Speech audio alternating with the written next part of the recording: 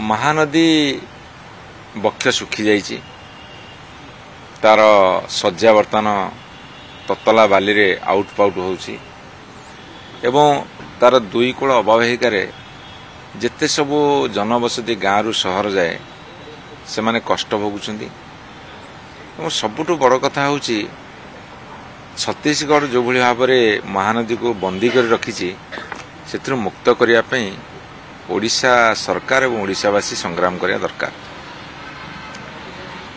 आमे जेतेबेले सरकार थिलु सेतेबेले छत्तीसगढ़ रे केतले बीजेपी तो केतले कांग्रेस सरकार थिला, केंद्र रे केतले कांग्रेस तो केतले बीजेपी सरकार थिला एवं ओडिशा रे आमे बिजु जनता सरकार थिलु।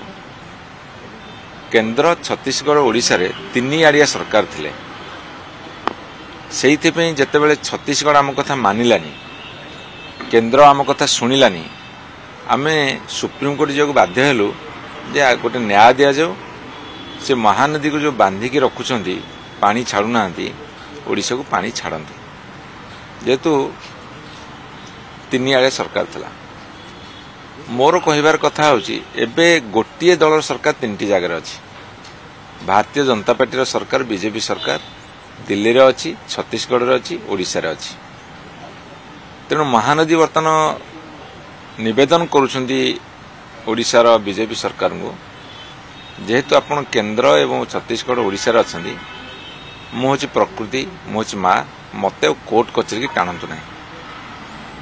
कोर्ट कचेरी बाहर मध्य आपण समाधान करि परिबे जेहेतु आपण तीन जन जाक गोटिए दलर गोटिए सरकार हुए तो एटा विधि निर्देश हेतिबो महानदी दुख निभेवा पई, महानदी आखिर लुह पोछिबा पई।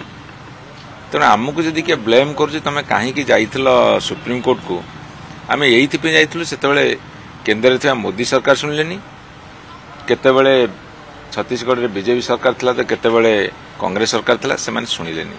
सेइथिबे आम जाइथिलु न्याय